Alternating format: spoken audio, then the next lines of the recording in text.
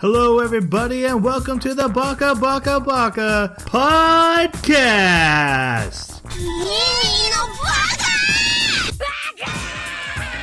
Baka. It's amazing how every time you open your mouth, you prove you're an idiot. Hello, everybody, and welcome to Baka. This is our anime podcast where if we just phoned it in, you probably wouldn't even notice. I'm just kidding. We are an anime podcast where every 2 weeks we watch a new anime, then we come together to talk about it like we're a book club, and then we turn it over to smarter minds, yours, to carry on the discussion and evolve it to what it's meant to be. We are just the pilots doing the takeoff. It's your job to land it. So with that in mind, we did watch an anime these past 2 weeks called Princess Pals. Nope, that's not right. Princess Principal. We watched Princess Principal, and we have feelings about it. But to talk about it, I need to get my co-host to join me. So let me introduce them. First off, we have the golden eye to my Pierce Brosnan, Jeremy. I like that golden eye. I can't wait for what's coming. That was a good one. Yeah. Let's see. Following that, I can't wait to be offended. Iron Jaw. Is that like the Jeremy? What you been up to? I actually over the Black Friday got a PS4, and so I have been neck deep, probably well past my head in Horizon Zero Dawn. Knock it off. So I've missed the PlayStation. I used to have a PlayStation back with PlayStation 1. And so, yeah, I skipped quite a few generations. But this was, I mean, you can't pass up the deals that they had on Black Friday for this. So I'm good. Happy for you that you got a PlayStation 4 as a PlayStation 4 owner. I'm unhappy that you got a game that I really want to play, and I'm totally jealous of. I've almost completed it 100% now, too. Oh, That's man. Good. Okay, so we also have the Octopussy to my Sean Connery. Oh, Jason. Perfect. Wow. It's a movie title, not cursing. Semi-inappropriate. I've been sick for the past 2 weeks, so it's been good times at Richmond. Yeah. Those are fast times. Fast times? Okay, yeah, that has not been fast times.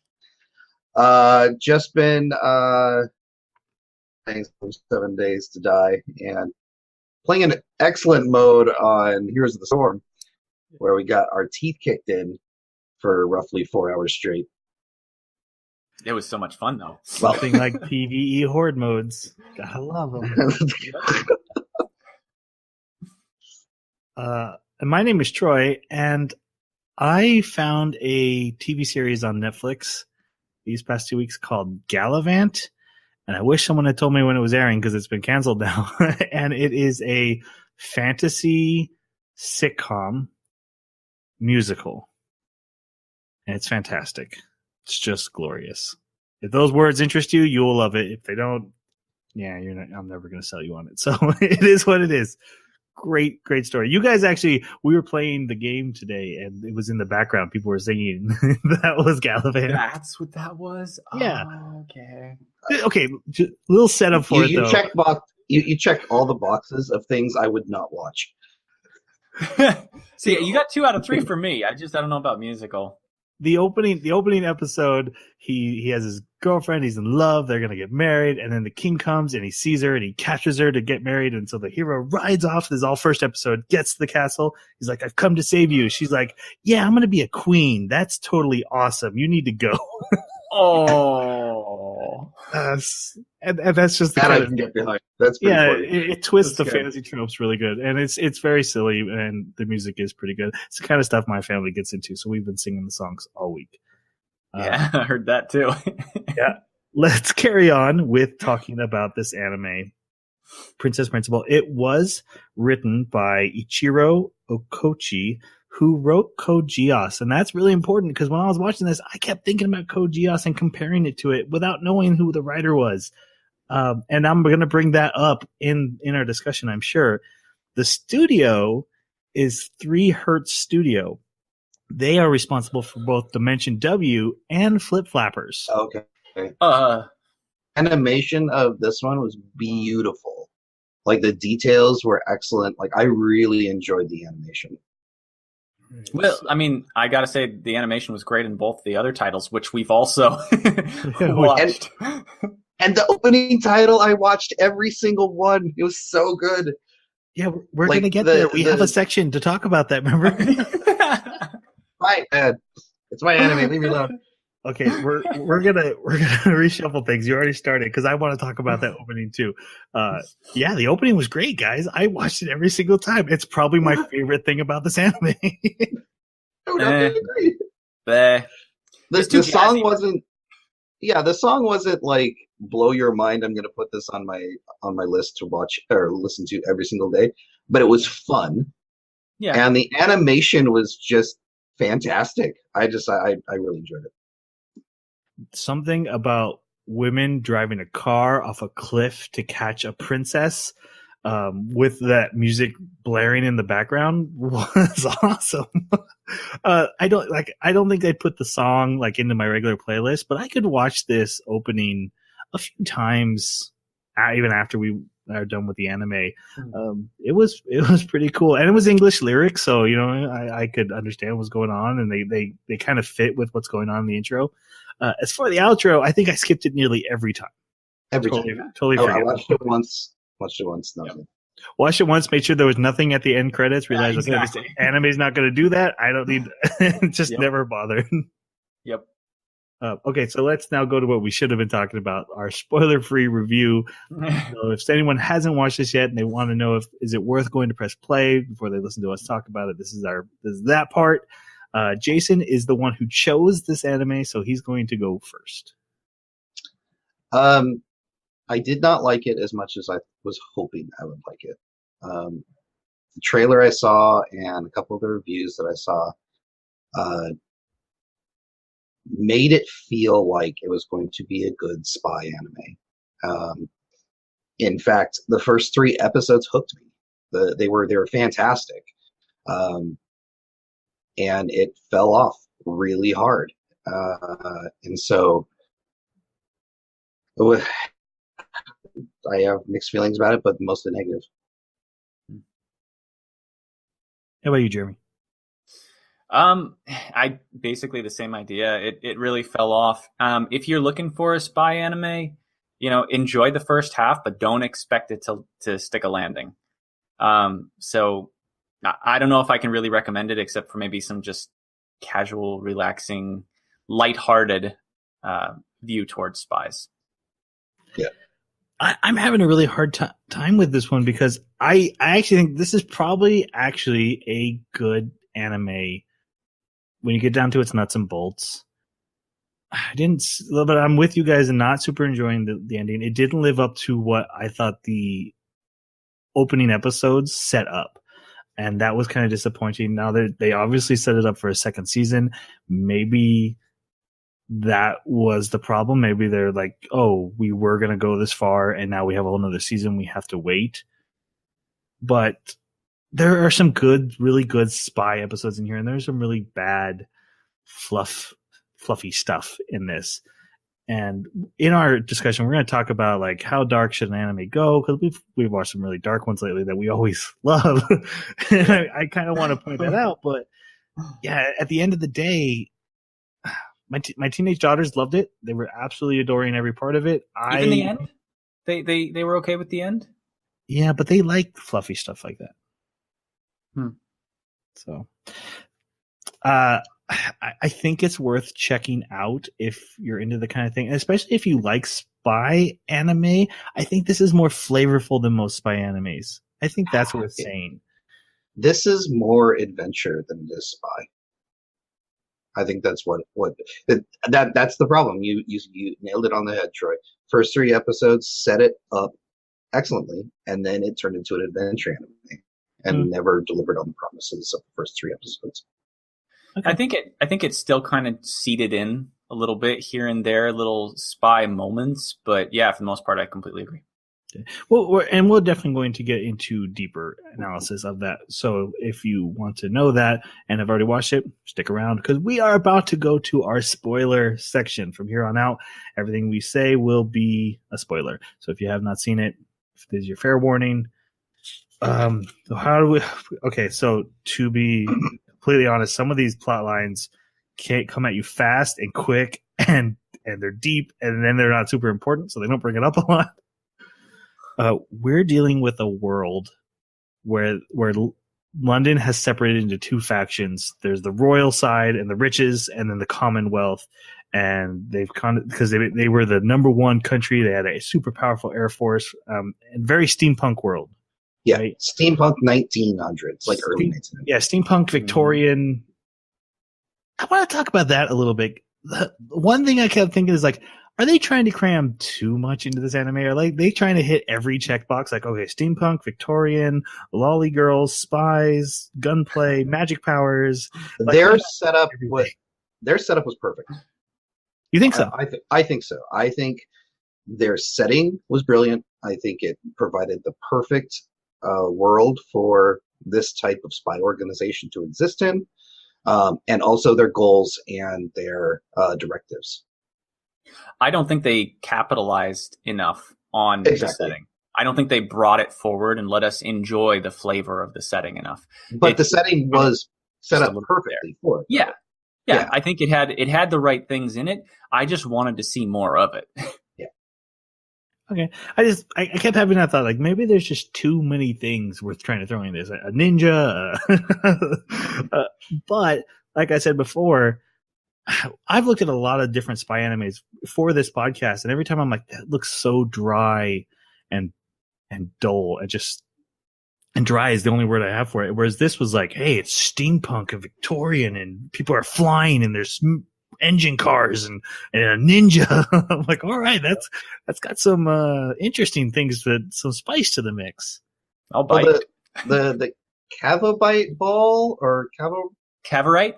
Cavorite ball was a brilliant Deus Ex Machina device that I felt not only was cool, but also fit into the story well without making it, hey, we're giving her this because she needs superpowers. Like it had rules. We didn't know a ton about it. And it felt like it should exist in this era or this world. So now, one thing I really did like is that the episodes are not in chronological order, and they list their case numbers to let you know where in the story you are, so they can kind of start you like in this first episode. They're in the middle of the action, and we just kind of see how these spies are working, and then we go back to the beginning and see how this spy team was formed. But our first episode is there's a man, he's fleeing with a briefcase, and Anji, our main character, comes down and like swoops him up and saves him from these men who are pursuing him, and whisks him away with her team. I do want to talk about Anji. She is our main character. There is obviously a huge twist with her that we are going to have to reveal right here at the beginning. So again, super spoiler warning if you have not seen this. If you've already seen this, the twist is not that big a deal, but this is a major twist. Anji is actually a princess. she's this is literally Prince and the Pauper, the Long Con story, which was interesting. So, what did you guys think of Anji the princess turned into a psychopathic deadly spy? I actually don't think her story was as interesting as Charlotte's story. Mainly because Angie was about to commit suicide in a well. And also, like, yeah, she had to like go fend for herself out in the real world, not as a princess anymore. And then she joined a spy school and became the best spy. Not sure how her life as a princess translated into I'm now an amazing spy in a spy school. But I did like her throughout the thing, because not only was she an absolute liar, but there were quite a few times that they didn't let the idiot audience in on the lies. And I actually really enjoy that when spy anime or any spy medium does that. They will tell something, the unreliable narrator, if you will. I really enjoy that kind of storytelling when it comes to deception and yeah. I think that she was a funny character. Like, she was probably one of the heavier comic reliefs of the characters, simply because when she lied, it always had an edge of humor to it. Like, she didn't just like try to give you some bald-faced lie or something, or try to mislead you in some way. She would make it something that's crazy. Like, I come from the Black Lizard planet, right? And it just kind of set people off their guard, because they're like, okay, she's weird.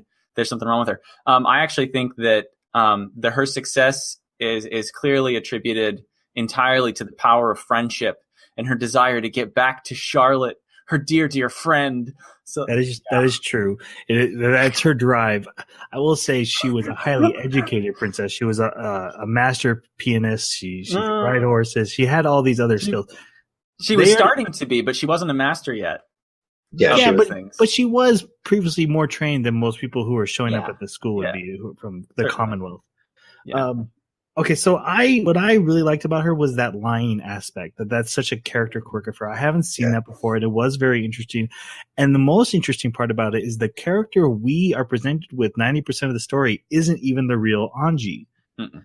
That cold, dead, serious spy girl who is the main character isn't the real Anji. She's actually an emotional human being who is worried about her friend, and that this spy character that she is most of the time is another lie that she is presenting to us, the audience. That was a really cool presentation, and there's just so many layers to her lies that, and when we get into this first episode, you kind of just see that like it's just constant with her. Everything's a lie. Everything is a twist. Secrecy. That was really interesting to see how they played with it. I actually think she was one of the more interesting characters we've seen in a while, just because of that aspect. The rest of her was pretty standard. I want to help my best friend, my best friend, my best friend. Right. Which is okay. I think, so to be clear, I think I want to help someone that I'm invested in is fine as a storytelling sticking point. When it's the power of friendship defeats all, that's where I start rolling my eyes. Yeah. Which I think they did a decent job near the end with those two and their relationship. I think it's not like they ever held hands and were able to block bullets because of it, you know? Right. Like just fly. That's all. But Angie's complete disregard for the princess because of this goal was a nice storytelling point. And we'll get to it later, but I actually kind of enjoyed that part right near the end, but yeah, then the end just kind of blew it for me. But spoiler. So, like I said, Anji whisked this guy away, and he's defecting from the royal side to the Commonwealth side, and he's got all these vital information, and their group is tasked with getting him over. And he spends like a few days with them, hiding out in the school. And he meets the main characters, and we have Anji, who's kind of the James Bond of this group. She's the best spy you could possibly imagine. We have Dorothy, who is a 22-year-old woman who's pretending to be a high schooler and not quite pulling it off. She pulls off a mature woman much better. Something she's not quite happy about. They make fun of her about the layers of makeup. And we are going to talk about these characters more, but I just want to kind of introduce them. We meet the princess. We meet her best friend, Beatrice, I'm going to call her Beatrice. And then she's who is their ninja. And he stays with them for a while. And he asks them, hey, I want help getting my sister out. And they go to visit the sister, and they realize the sister has got this illness. And they notice him also sending out a pigeon from the building. Anji reveals, hey, he's a double agent. You know, he's actually still working for them. They promised him he saved the sister. He just had to betray us. She takes him out. And in one of my favorite scenes where like he pulls a gun on her and she's like, there's no bullets in the gun. So he just drops it, and she makes him sign this paper, an assassination paper you accept to be assassinated. And then she picks up the gun he dropped and shoots him with it. This is where I was like, oh, this is a great anime. Just in premise. I was so sold. Yeah, Actually, I think the paper he signed was Insurance. life It's insurance. right, but Yeah. again, another lie. She says, Yeah. "This is the paper I I see. need to assassinate you with." She's on a different level than the rest of the audience. You know, she's Yeah. I missed that. But actually, yeah. So she said, "Hey, there's no bullets in it," and then he's like, "Hey, are you going to shoot me?" She's like, "Nope." Bang! Bang, bang, bang, bang, bang, bang. She basically emptied that gun on him too. yeah. And then the rest of the team goes and wipes out these guys who were working with him, who had set him up. We see a certain character like change her voice, and that's an interesting little twist. And that just kind of gives us the idea of how this team works. And like I said, this Anji character and how she twists everything into a lie. That was such a great setup of an episode. I almost could have just taken that bite and walked away and been like, good for you. Yeah. Just stop there. So then in the next episode, we jump back to the beginning and how this all started. And it was Anji has the exact same face as the princess. Just randomly. It's a literal Prince and the Pauper situation where they look almost exactly the same. And she's being sent in to take out the princess and replace her so that they have an in with the royal family. Operation Changeling. Right. Mm-hmm. And she meets her contact, Dorothy, and they go to they get ready and they go to a party to abduct the princess. But while they're there, they're given another mission. They're like, hey, this other dignitary there, he has a key. And the evil Duke of Normandy, who's the master villain that they're always up against, he's coming to get it. You need to get that key. Dorothy tries to seduce him. It doesn't work. And so Anji's like, I got a plan. She takes the princess aside, ruins her dress. And I love that her student character is a country bumpkin. And then her spy character is this hard, Terminator-like girl. And then in real life, she's just this emotional wreck, emotional princess who lost everything. But she goes to the princess, quotation marks. That's going to get confusing. So just so you know, the girl who everyone thinks is the princess is who they call the princess and will always be the princess when in these recaps. Takes her place, goes up to the dignitary, asks for a dance, steals the key, or asks him for the key, actually. She's like, hey, I realize you're dying. It sounds like your breathing's bad. He's like, yeah. He's like, okay, I'll give me the key and we'll keep your family safe. He gets killed right after that. It did not work out well for him. And they start searching everyone. And the princess then comes up to them after they've changed back. He's like, hey, I know you guys are spies. And I'm either going to expose you right now or you're going to help me win the throne. And so they have to call Control, who is their masters, their bosses, whoever's running this spy agency. And they have to wait for a bell to chime. And it does. And so the princess covers for them and they all get out of there scot-free. And they're like, man, how did the princess figure out we were spies? And then at the end, we realize the princess and Anji know each other because they actually... we will find out later they already had switched, but they're best friends from little children. And Anji had already let the princess know that she was there and who she was.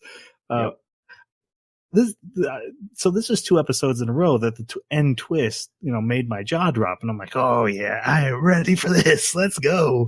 But what did you guys think of this whole exchange? I was so jazzed to be like, this is gonna be like a Game of Thrones spy kind of like thriller.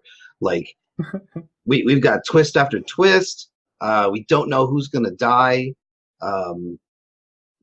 Angie slips the princess a little note to say, hey, we're spies. Angie and the princess are in cahoots, and Dorothy doesn't know it. So of course Dorothy's gonna be betrayed at some point.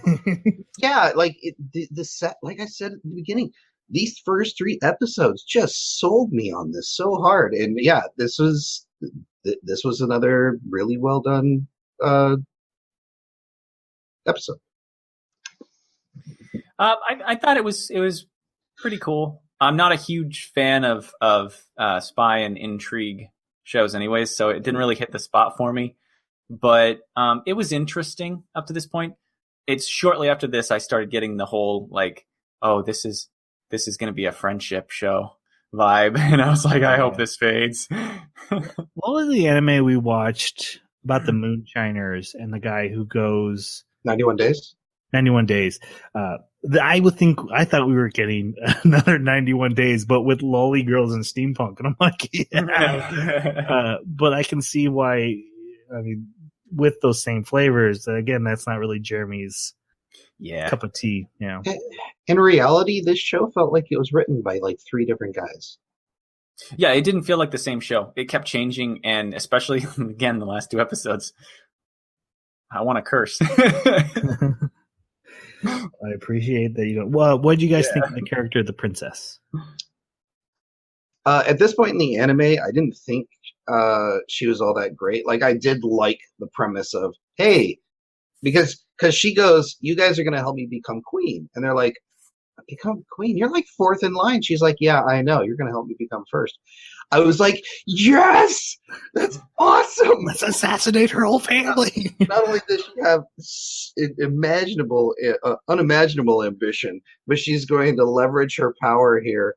Even though she's supposed to be assassinated and taken over at some point, she's going to try and leverage her power here to manipulate this spy group to do what she wants. I was like I said, I was sold. I think where she really comes into a character that I really enjoyed was the idea that you had this commoner as a child, someone that was proficient at stealing, was really her only skill, now has to play the part of a princess or risk being exposed and murdered, like on the spot. That was really cool. Like I didn't really, because you've heard the whole switch with royalty kind of stories before. I never considered the fact that if they don't play the part perfectly, like manners, well, especially since the 2 sides have just split up into a fresh, stalemate, Cold War, they will murder her on the spot. Right? It's not just get out of here, commoner. It's, oh, you're one of them. Right. So I thought that was super interesting. Yeah. But at this point in the anime, I thought that was a cool premise that she was like, yeah, I'm going to take the throne no matter who's in my way. Yep. Go ahead, Jimmy. Oh, I was just going to say that was probably the coolest part about her, was looking into her past and seeing the pressure that she was under and why she succeeded, because there really was no explanation for why she was succeeding until, I mean, like you said, she only knew pickpocketing. So why was she the best princess ever? And this makes perfect sense. It was survival. And there's very little that can be as powerful of a driving force as survival. Now, later she tries to say, oh, it was friendship. It was friendship. I wanted to carry forth what you wanted to do. And since you couldn't do it, and it was clearly my fault, I had to do it for you. And I was like, BS. It was survival. It was totally survival. Probably, in all honesty, my least favorite character of the anime, and just that I didn't find her that interesting, except for that till that part Jason mentioned. Then it was like, oh, that's a really interesting character moment, but we didn't get it till late in the thing. So I kind of felt up until that point she was just a device that they were using. I was a little intrigued of what's going on with her. What, how is she so clever? How is she getting involved in all this spy stuff? But with everyone else we get here, she was the least flavorful. Her character was wasted, in my opinion, as part of the spy team throughout the episodes, and we'll talk about that more. When she joined in on these missions, I felt her role was wasted, because a better story could have been told if she had stuck to the political intrigue and was working, and we got to see short scenes of her working stuff behind the scenes as the princess. But that's not the story they told. So yeah, it was disappointing that she's like, I want you to help me become, first in line, and then never ever mentions it again. Ever. I mean, it's just kind of this binding contract, but they don't like, hey, let's go get the third in line now. Let's go get the second in line. Let's start knocking the people off. It's just like, yeah, when we get to it, we get to it. Let's do your guys' missions. That sounds like fun. Yeah, I felt like they completely dropped the ball. Right. Yeah.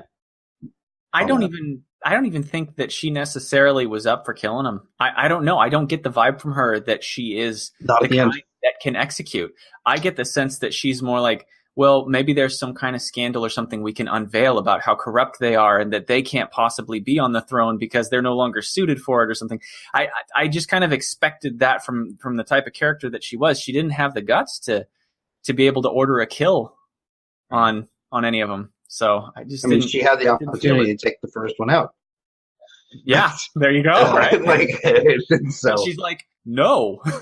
right. So in the next episode, the princess is brought into their club room, which has, secret walls with guns and cool spy room. Of course, there's a club. And of course, there's a club. In high school. You're dealing with Japan and anime. That's just par for the course. Yeah. But she brings along with her best friend in high school, it's Beatrice, right? Mm-hmm. But I want to call her Beatrice because there's an Adam Sandler song about a Beatrice that I like. Okay, Beatrice, who is not happy that her best friend Princess is now working with creepy spy girls, and is quite displeased. A lot of character in this girl, and I like that she was the common person who had to be part of this team. I'm not quite sure why I know why they took her on missions, but it seems like she was more of a liability. Right? Yeah. Oh, and they made that clear. Like both Dorothy and Angie made that very, very clear that she was a liability. But actually, when they're in the club room and they're talking, she gets so upset that her voice starts echo chambering, distorting. Yeah. And that's when we learn her backstory, that she had a father who was a mechanical genius, and he started experimenting on his daughter. I thought they were going to go full cyborg with her. I did too. But apparently she just has a robotic voice box that she has to tune and adjust. It's why she can do imitation voices so well. What did you guys think of this character? I thought she was really cool. She, for me, she was the second most interesting. Just because of the story arc of her background, and also because the way that the episodes are presented to us, being just cases and out of order, I never got a sense of really strong plotting continuity where you would have, how is she coming to accept this, and how is she getting to handle this change or that change. It always just seemed like this episode is only about this snapshot in history about this case. So any number of days or weeks could have passed. I know they later kind of tie it together with how much time has actually passed to a degree, but it seemed like at the time a number of days or weeks could have passed between the cases. And so I was okay with her coming to grips and to terms with the situation and the danger that the princess was being put in, since that was like her biggest issue. But I would have liked to known a little bit more about like what happened to her dad. What else did he make? Is there some kind of secret laboratory where we get to find the rest of her parts? Yeah. She almost has like the Astro Boy backstory, and we never get to find anything out about it. I wanted that so bad. Actually, I did love the scene where Angie's teaching her to pick, Dorothy's teaching her to pick locks. Yeah, that was good. Because Angie's like, she's like, hey, can you teach me something? She's like, okay, let's do blocks. And so Angie goes, click, click, click, click. And she's like, hey, can you do that again? Sure, click, click, click, click. And she's looking at her like, just do it. Do what I did. Yep.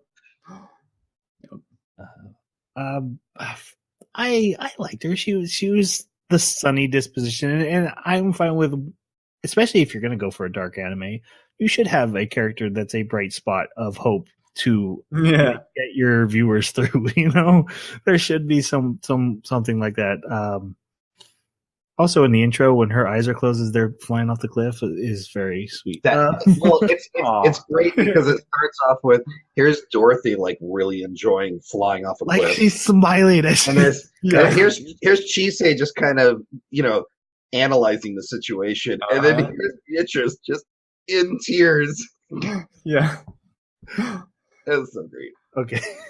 But, she was a nice character, and like I said, I was hoping they would go full cyborg, but the voice box thing was very interesting, and that it kept coming up as a weird thing that people wanted to get involved with or look at, and she was very embarrassed by it.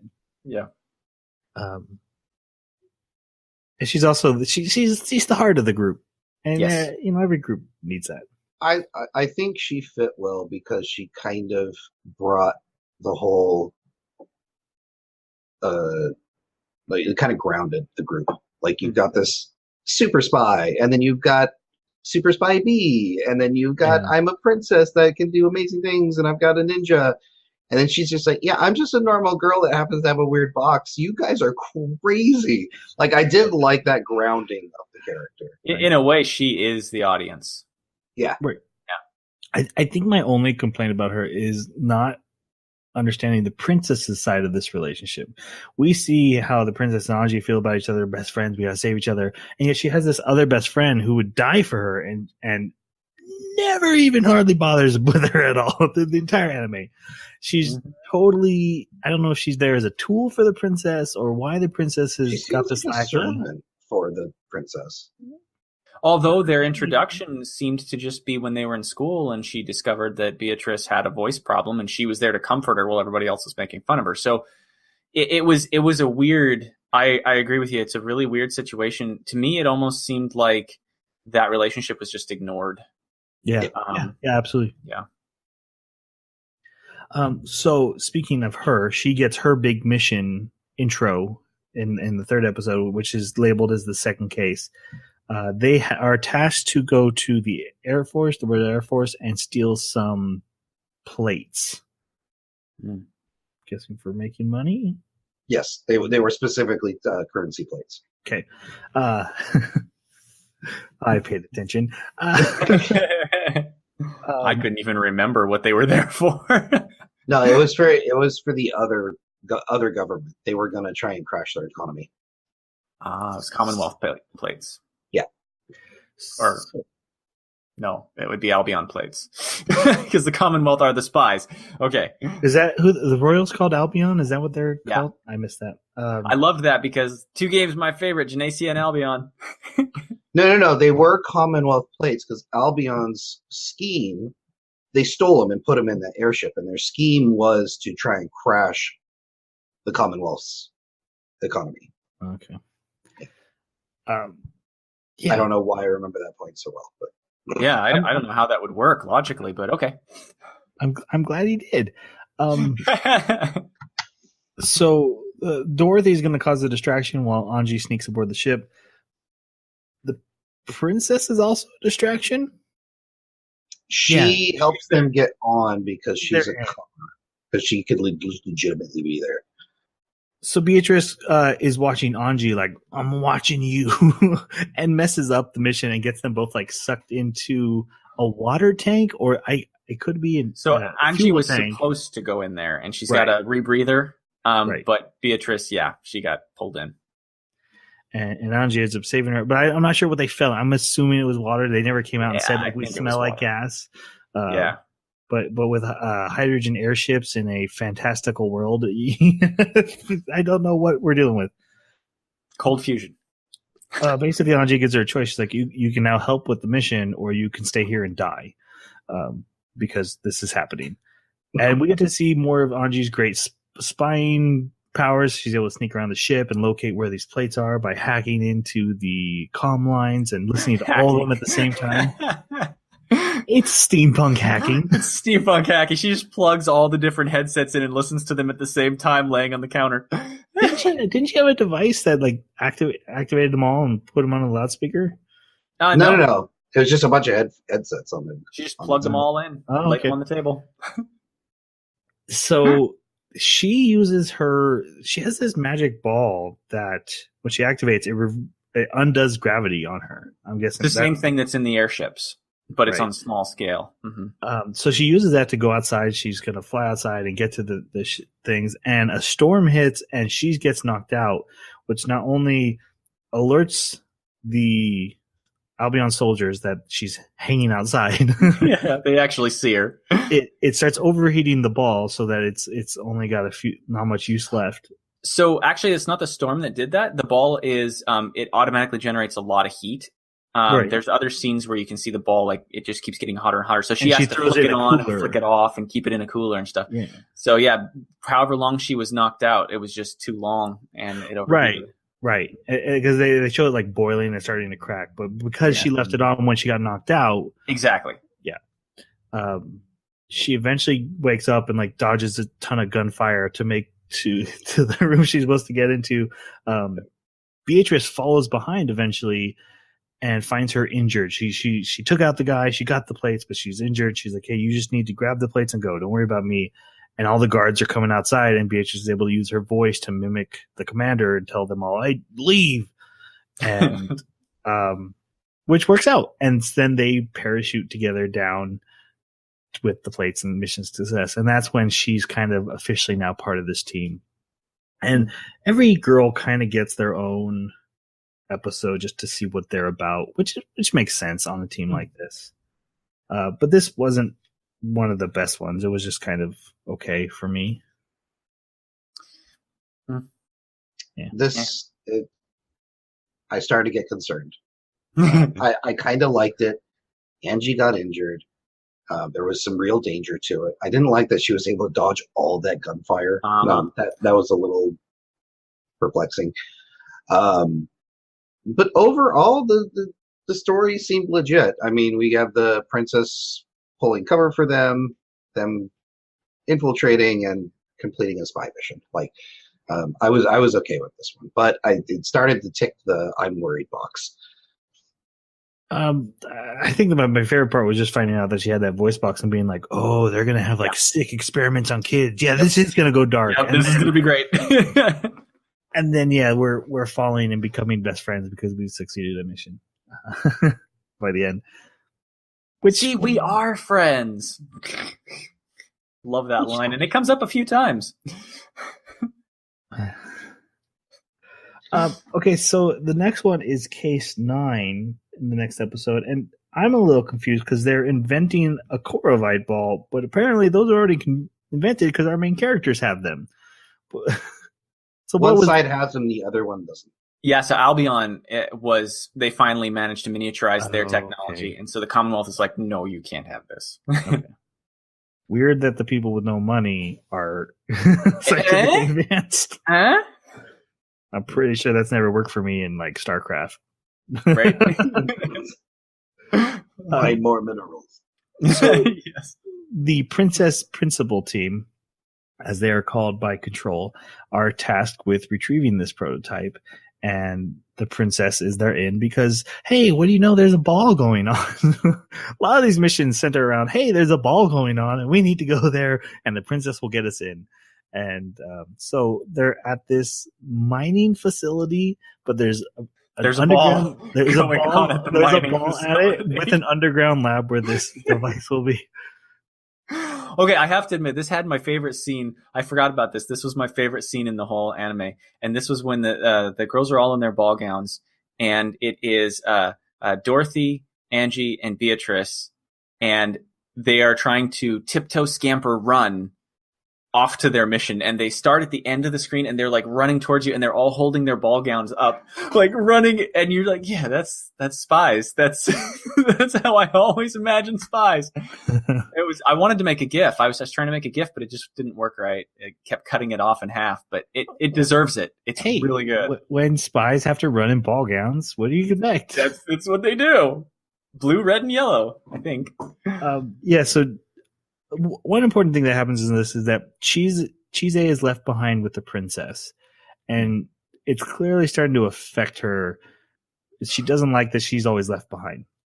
They don't want to bring her. She's the best combatant on the team, and she's like, they're clearly not trusting me. We kind of find out why, though, because her boss shows up at this party and is like, hey, how's the mission going? And she's like, oh, it's fine. He's like, don't forget, you need to decide which side is going to win so we can figure out which side we're going to team up with. Mm-hmm. So she's not there to actually help them. She's spying on these spies to see if they have any chance in hell of succeeding. Which I liked that. I Mhm. liked this political intrigue, spies spying on the spies. Like, Here's a that great was neat. setup of another character who could betray them, or who knows how this volatile mix will go. I'm surely she will not let her friendship get in the way of her. Oh, never. There's actually another scene that I'd forgotten about was in the first episode, I believe, and it's where Dorothy and Chise are sitting across from each other at the table, and Dorothy says something about, "Do you always lie?" or something to Chise, and she says, "Of course, otherwise we'd have to kill each other. You know, we can't stop That's lying." right. We can't. Yes. We can't be honest with each other, or else we kill each other. Yeah, and Dorothy's like, "Oh, that's too bad." And she says, like, "No, I mean, even mothers lie to their children. It's okay." I was like, okay, I like this character. This is cool. Yeah, it's there. The setup is there, and Yeah, it's still possible too. I mean, it's not, but in another season, perhaps. yeah.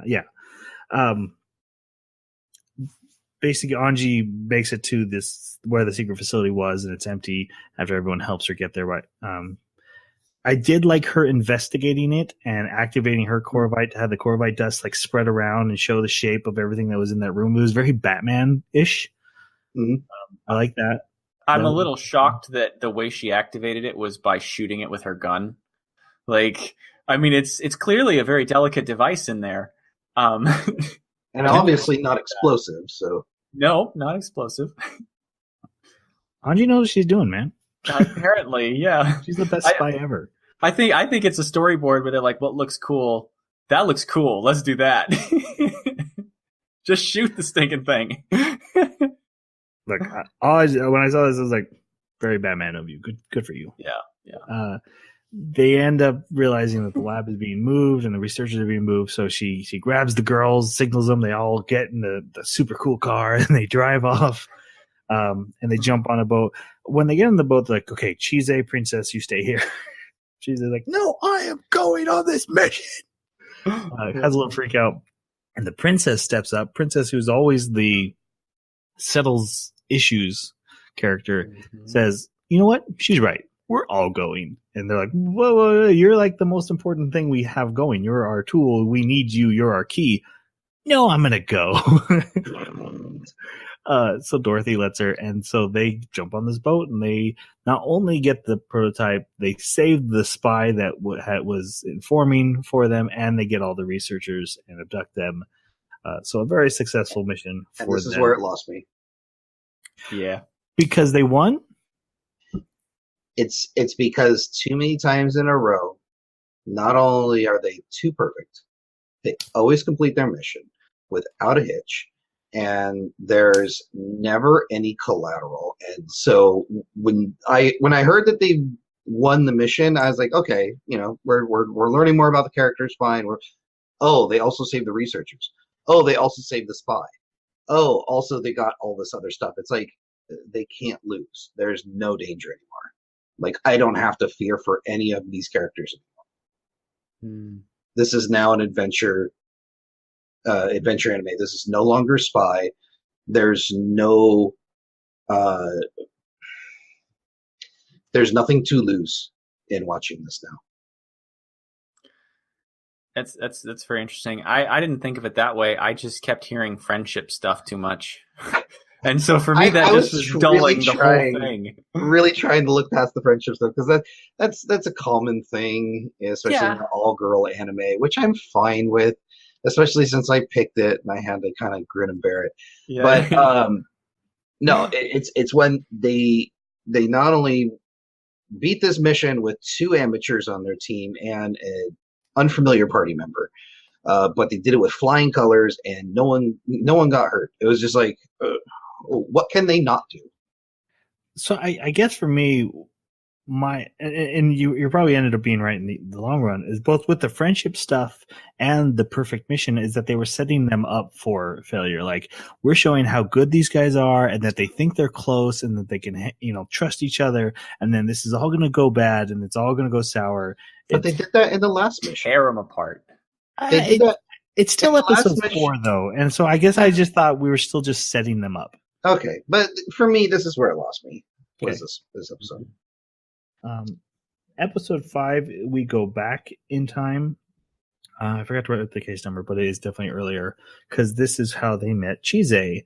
So before we get into it with the train and Chise, the assassin, joining them, what did you guys think of her?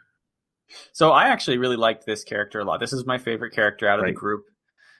She was really interesting to me because she had such a different take on everything, coming from a small country, a self-proclaimed small foreign Japanese islands. And so, I mean, everything to her was so different and so new.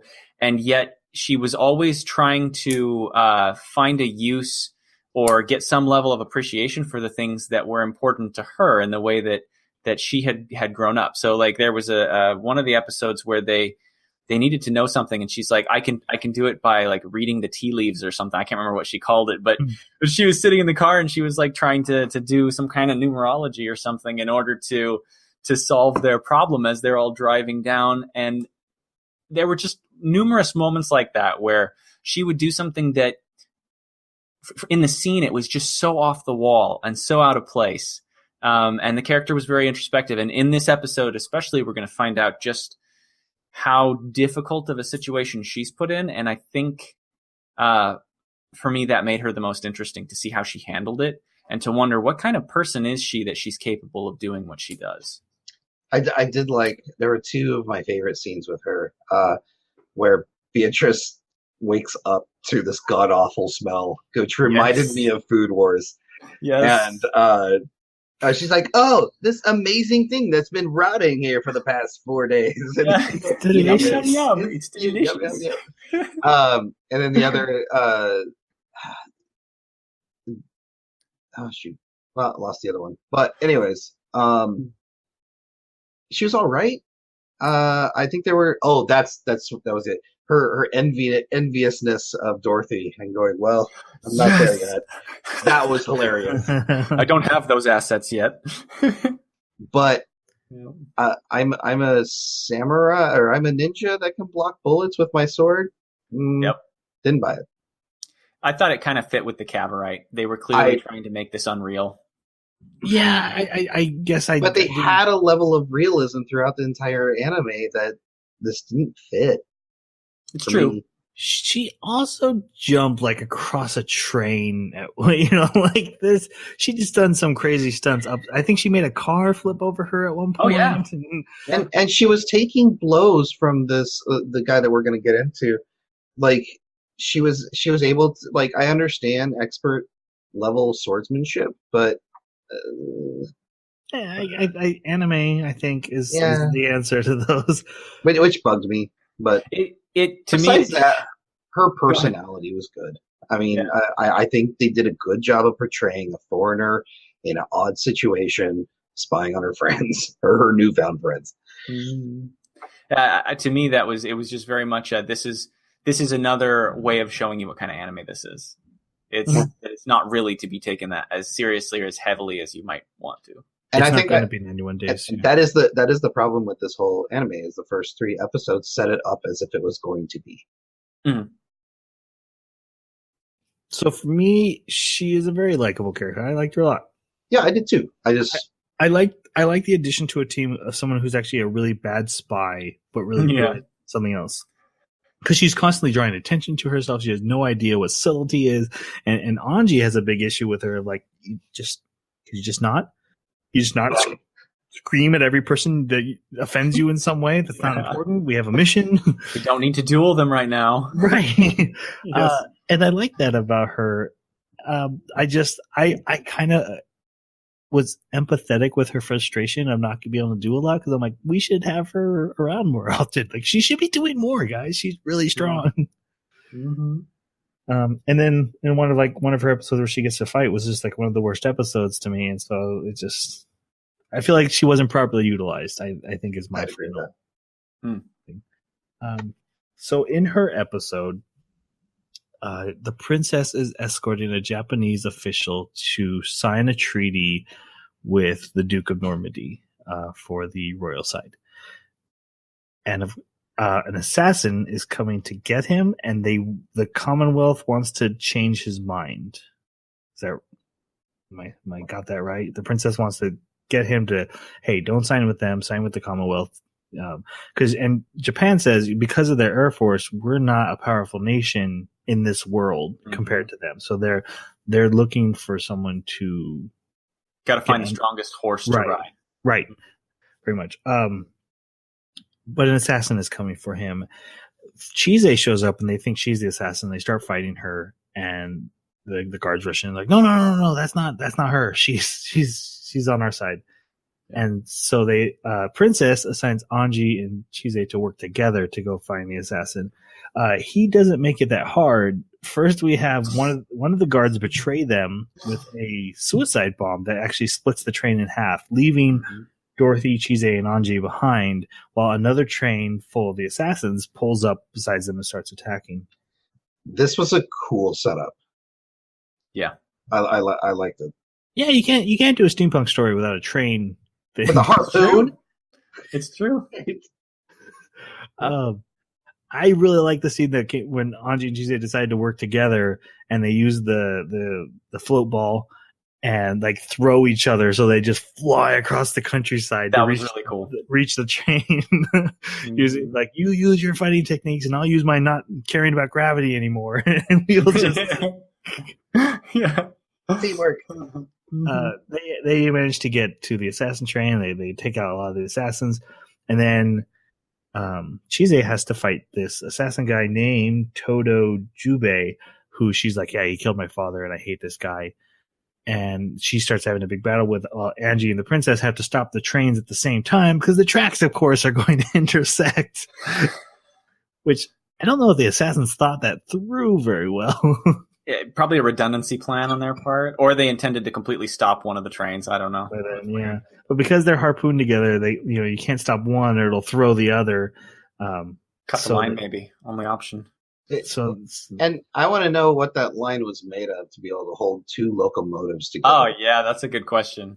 Like, I get steampunk anime, I get that, but dang, like yeah, It's made of steam and punk. That's right. In my dreams.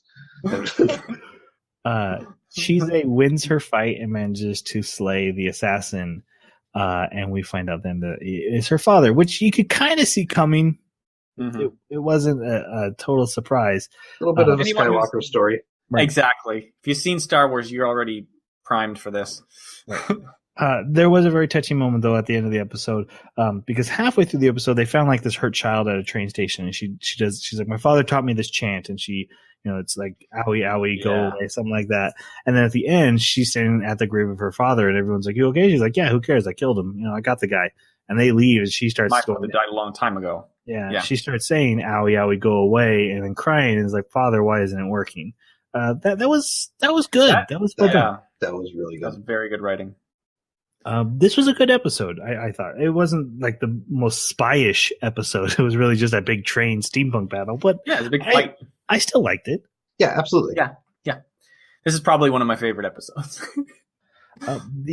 Probably the biggest problem with that episode is that we go to the next episode, and they're both I thought they were both good independently, but they both really deal with a very similar theme of fathers. So we go from Chise's father to Dorothy's father, and it was like, are we going to do each father one at a time? Right. Is that going to be a thing? Yeah. And it's not. They don't. And like I said, I do think these are both good episodes. It was just weird that they were right next to each other, that it was hard not to feel that, oh, a dad again. Okay. Right. Yeah. It's also weird. I've got daddy issues. Yeah. That they start in a similar place and end in a similar place. Yes. Very weird. But for very different reasons. So I think that kind of separated them a bit. A little, yeah. So this is actually probably Dorothy's big episode. So what did you guys think of Dorothy? This was really nice and dark, this particular episode. So it was. Which is a little strange to say. Yeah, not many times you hear those adjectives together. Right, but go ahead, Drew. Both Dorothy's episodes had a really good darkness to them. Yeah, I would agree. It delivered on the promises of the first couple of episodes, and I think that's why they fit well in the series.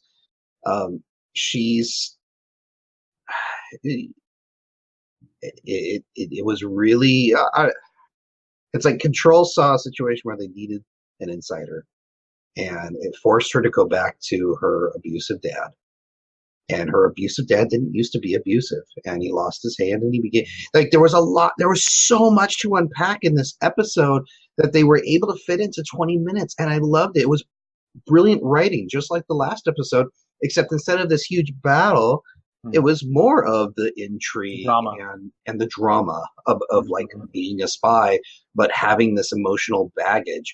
And Beatrice comes along with her and ends up seeing the darker side of Dorothy's life and her story. And I enjoyed this one too.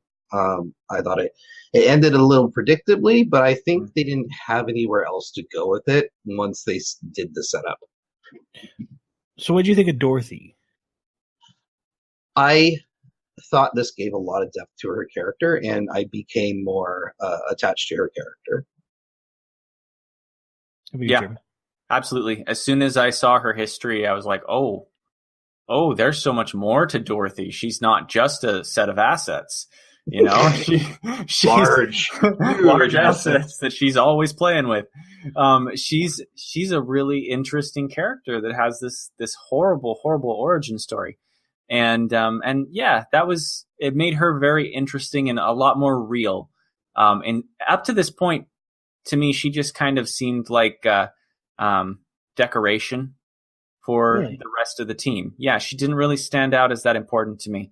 I was actually really surprised because I know that you were already talking, and you may have already watched farther than this by the time I saw this, but you were already talking about how you liked Dorothy as your favorite character, and I was like, why? I don't see why yet. It was from the beginning. Really? I found Dorothy to be the most human character. She was this spy who wasn't a super spy like Anji was. She couldn't fly around. Yeah, she had the car, but that was only because she was old enough to drive. It was that she was like the character that rolled up her sleeves and got the job done. Whether it's lighting a cigarette to pass the cover of the bad girl, leave me alone, or doing laundry, or swirling alcohol in her mouth so that she smells drunk. Like she was doing all this practical spy stuff. Let's be clear, she liked alcohol. Yeah, she drank a lot. Oh, she did like alcohol, yeah. Yeah, which this was also a reason why she drinks a lot. You can see now her dad was a drunk, and certainly she's got the capacity. Drinking away the pain. And maybe it was the big sister role that she was obviously taking from the beginning, that she was the older one. Yeah. But yeah, she felt so human to me that I actually was really endeared to her character the whole thing. She was flawed. Yeah, and I honestly thought we were going to get more out of her storyline with Anji and the princess are clearly in cahoots. And so my partner, I can't trust. And meanwhile, Control is telling me, you keep an eye on that princess. Don't trust her. Who do I now align with? Anji, my partner, who's lying to me, or Control? And I was hoping for more issues with her character. I was kind of hoping she would be the wild card of, who when everything falls apart, Dorothy is the wild card, and that didn't come to pass. But because of that, I got really attached to her character. I thought she was too soft. Yeah, exactly. In the end, I think I can agree with that. Even from the beginning, she came across as too soft, too sweet. And I think it may have been even more heavily contrasted because of Angie's acting. Just how hard that Angie was portraying herself made Dorothy come across even softer than she was.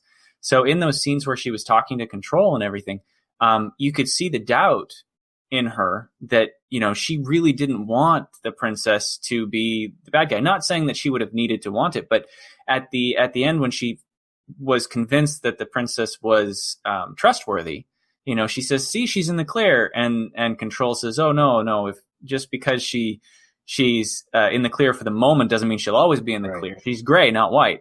And I thought, why did he have to tell Dorothy this? I mean, maybe he was just speaking to us, the audience, but Dorothy certainly took that as a sort of like, well, yeah, but I really don't want her to be gray. I want her to be. I think later she even comments about how it's really nice to see somebody. They were talking about something in a very similar vein. They even mentioned like there are some unconditionally honest relationships or something. I can't remember how they put it, but she made reference to this conversation that she had with Control. And she was like, oh, that it warms my heart. It makes me feel better to think of situations where people can be wholly good, like completely good. And so to me, that just kind of came across as she's not really a spy.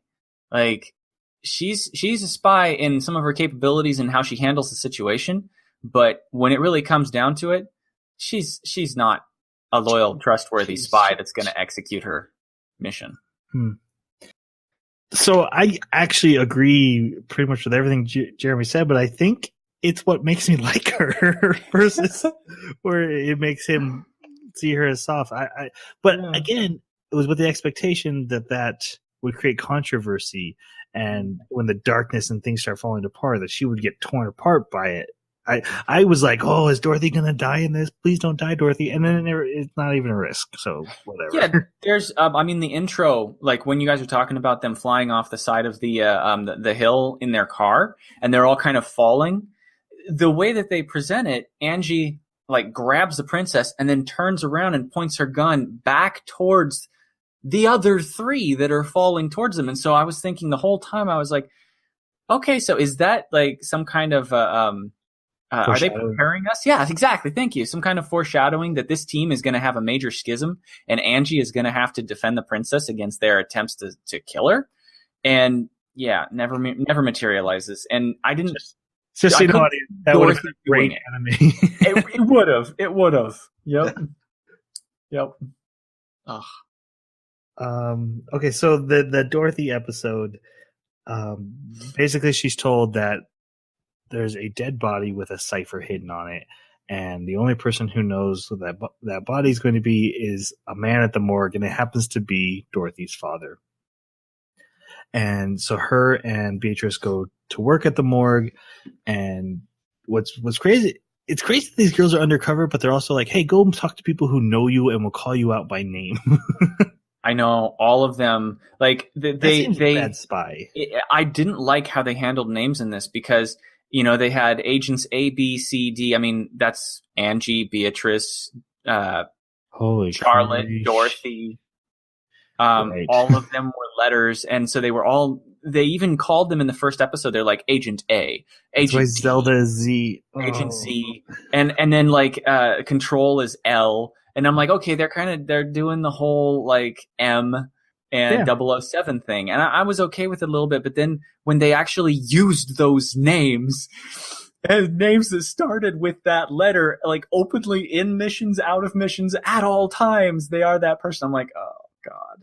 So again, the anime kind of fell apart even more after Dorothy's episode, because we get a bit deeper into the intrigue of what they were trying to set up at the beginning, and it has the same problems that just about every other spy anime that I've ever watched comes across. I mean, Joker Game was a horrendous offender of this, where it's trying to tell the audience this story, but instead of telling them from like an outside perspective of the spies doing their thing, and we get to try and figure it out along with them. No, they just kind of lay it out on the table and be like, oh, well, this is what we did because of A, B, and C, and we think you're too dumb to kind of get the nuance of this, so we're just going to kind of explain it to you. Wasn't Joker Game well reviewed? I thought most people like Joker Game. I haven't seen it. I didn't. So to be fair, I didn't finish it. But like, there's this like card scene where they're like doing their spy like movements and stuff, and then like they kind of trick this guy into it's a Joker. It's literally a game of poker, and the guy loses, and then like the lead dude comes in and like explains the entire thing to the audience, and it's like, we didn't need a recap. We saw what happened, and actually it was kind of dumb.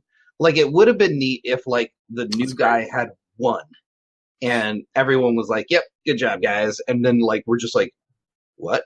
Like, why are they congratulating each other? But also showed those little moves, those little nuances. Right. Like, that would have been neat. That's such a shonen thing to do. Of, oh, look, Goku powered up and fired a beam, and then there's a character who's like, and Goku just powered up and he fired his beam. Yes, we all watched that. We just said that.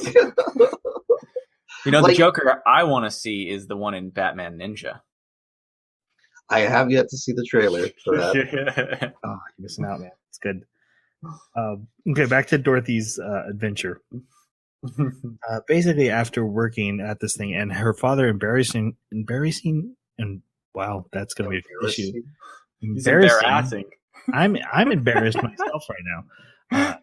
After she has been embarrassed by her father multiple times because he is a bully, he's a drunk, he's a bad human being, and picks on poor Beatrice when she's like steps up to him like, you should be better for your daughter, and he like goes after her.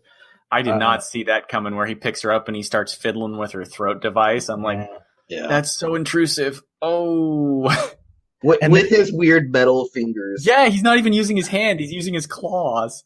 And then when Dorothy yells at him, he like breaks down crying in front of her. Like, he's a mess of a human being. Yeah. And it's interesting that while Dorothy clearly is upset with him, still cares for him as a father. And so, like, the next scene is like her taking him home when he's drunk one night and getting him into bed. But then she is able to search the house looking for the way he contacts the Duke of Normandy's men. But he wakes up and tells her anyway. Yep. He like wakes up. He's like, "Oh yeah, honey, we're gonna get lots of money. We're gonna find this cipher. It's in this guy's tooth. He's gonna have a cross on his hand." And so then they know, and Beatrice finds it. They find the cipher, and she makes a copy of it, and she brings it to her dad so he can go sell it still, and he can still make his profit, which ends up being his doom. Yeah. Right. So do you suppose that this guy, because the cross on his hand appeared to be a healed scar, didn't it? Yeah, it did. I don't remember. So the guy had a cross on his hand, and he had a fake tooth, and he was a body in the morgue.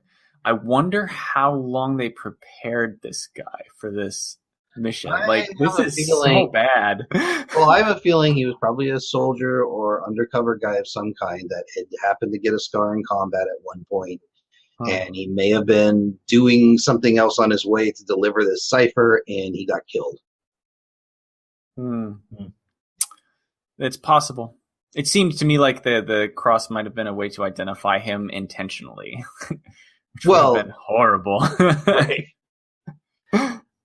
There is a quick scene while the father's going off to sell this to I forget her name. It's the woman who works for the Duke of Normandy. Mm-hmm. I think it's Gazelle. Yeah, I think you're right.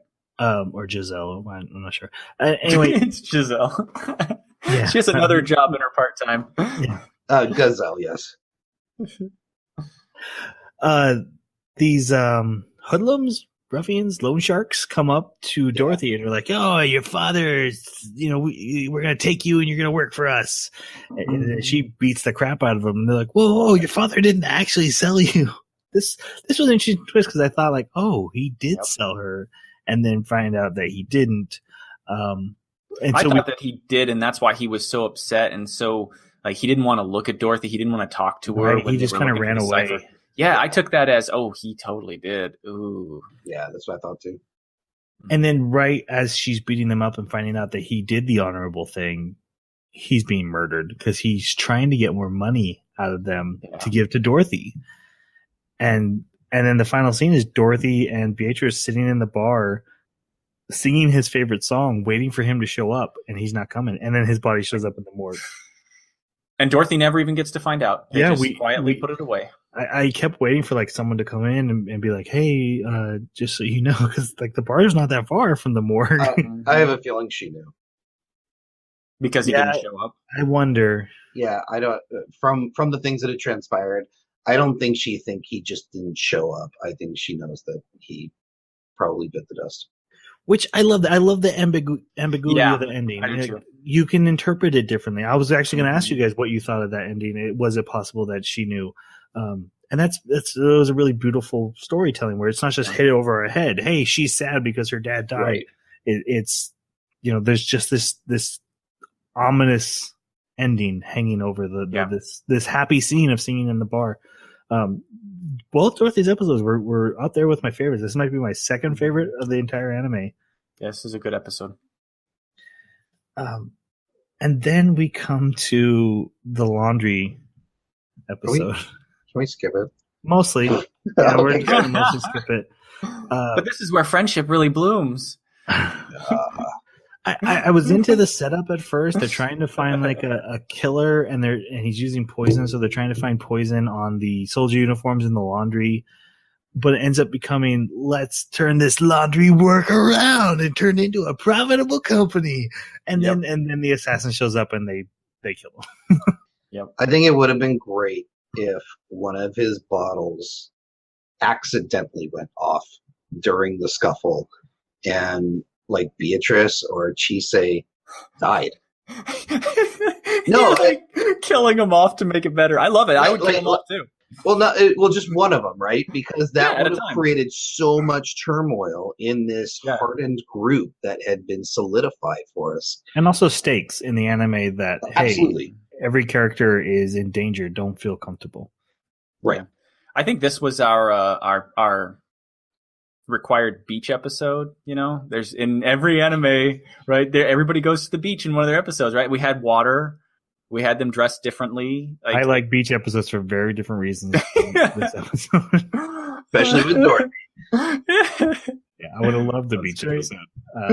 It's the closest thing you're going to get, I think. Well, they did go to the beach at one point, but not at the very end. For like 10 seconds.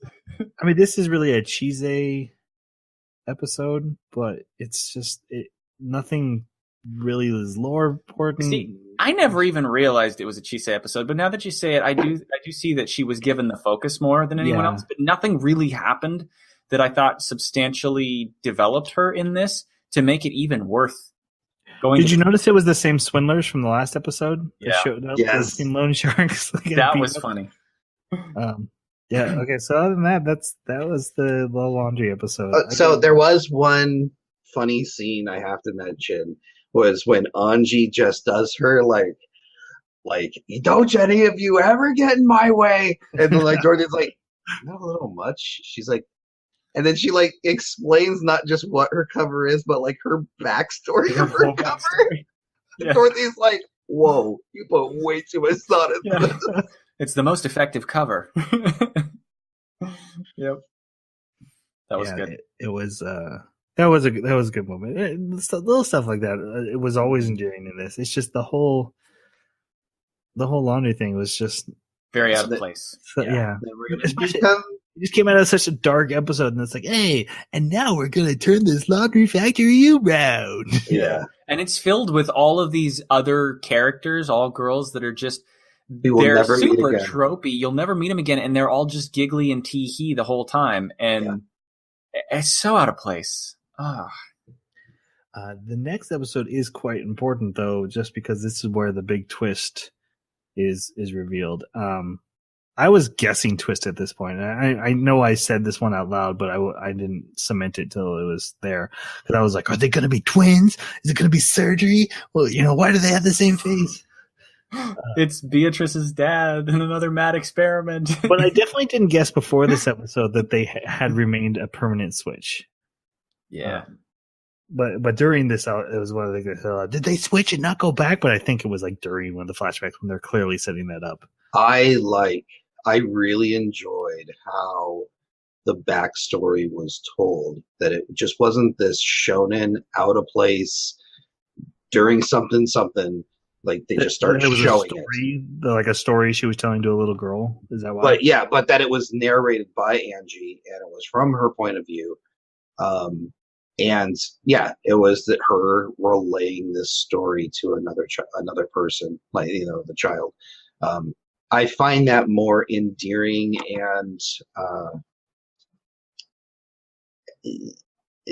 easier to digest, I guess, than when Goku and so are going at it, but then we're gonna focus on Krillin's backstory, and it's like, why is this here? When I was 5 years old, my father wouldn't hug me, and now I have to fight. But let me tell you about my dad for the next 3 episodes. Yep. Oh, shit.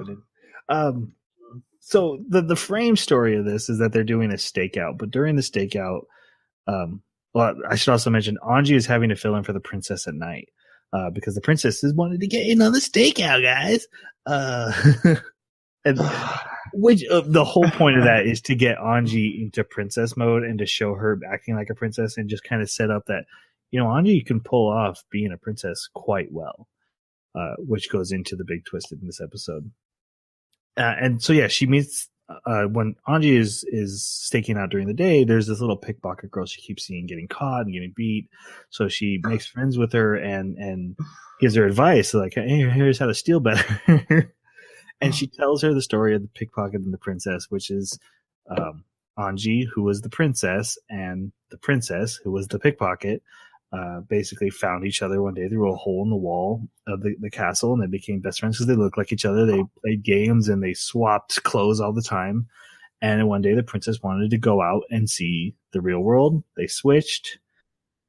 When she came back to switch back after seeing how horrible the world of the poor is, the revolution that started this whole war thing that we're dealing with began, and there was an explosion and Anji fell, and the guards come in and grabbed Charlotte and carried her away, thinking she was the princess. Right? Who would?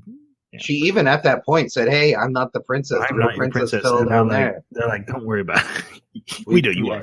Yeah, You're we know clearly you're the delirious." princess. Yeah.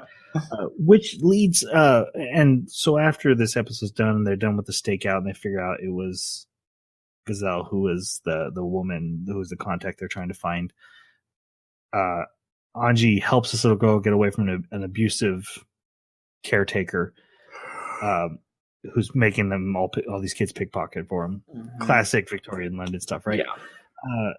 She tells her how the story ends. She's like, "What? Doesn't that suck for the princess?" She's like, "No, it was way worse for the pickpocket." And the stuff he hinted at when we were talking about the princess's character, she had to master being a princess or be murdered. And like I said, this was when the princess became interesting to us. Mm-hmm. And a good twist to the story. I even though it's not the most original idea, the Prince and the Pauper. I've said it before. The idea of the Prince and the Pauper in a wartime, long con, drawn out. That was cool to see, I thought. Mm-hmm. Okay, so episode 9 we can mostly skip to. It wasn't a horrible episode. It just didn't fit with what's going on in this anime, and it's basically Chise writing a letter to her older sister and not mentioning, "Hey, I killed Dad." Yeah. Which, when she was writing it, I kept wondering, like, how does Big Sister feel about episode 3? Yeah. Episode 4. Yeah. Well, maybe Big Sister's going to show up for a showdown later. It's basically Chise adjusting to life in Britain not very well. I loved that about this. I actually enjoyed that about this episode. Like, it was a fun episode to me because of that. Like, right. Yeah. And I mean, it ends in a duel, so you get your little action sequence, and it's just silly and somewhat satisfying, but this episode belonged somewhere around 4 or 5. I agree with that. Yeah. As an establishment episode. Maybe instead of the laundry episode for This, Chise, use this instead. Heck yeah. but this close to the end, completely. It derailed it. That was a weird thing. Mm-hmm. Yeah, but so basically she ends up getting bullies mad at her and tries to challenge them to a duel, and the spies are like, "We are spies. You don't challenge people to duels. You don't get mad. Oh, You just..." What was the first thing she flung in someone's face? It was a slice of white turnip that was still like wet and dripping, and she pulls it out of like her vest and throws it at him, and I'm why carry this around? Right. That's awesome. Because she's waiting for a reason to slap somebody with it and get a duel. She wants a duel. She read that that's how you duel, and people are like, "You're supposed to use a glove." Oh, my apologies. Do you want to fight now? I wonder if there's some translation issue. Like, I wonder if the word white glove in some way sounds similar to a Japanese word for white turnip. That'd be interesting. Yeah. Basically, she gets in a dueling guns duel. Now, predictable though. Anybody is a fan of Hamilton, you were probably singing along with this. There's literally a song in that play about the rules of dueling, and they were saying them almost, you get a second, you get a doctor, you find a place where no one's going to see you.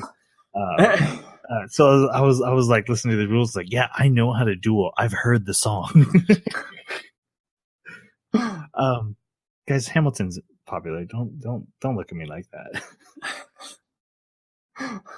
It's all in the crowd you run with. We're silently judging you. Yes. Don't knock it till you try it. That's all I'll say. I think that's fair.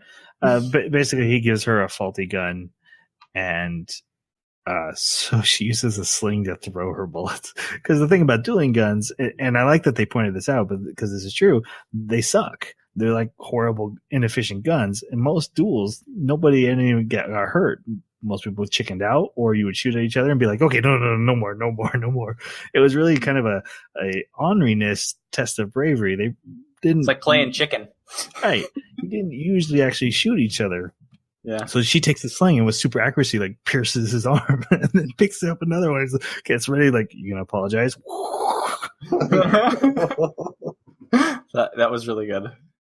It was very predictable though, because he clearly sabotaged her gun too, so that it wouldn't even fire. The bullet just rolls out.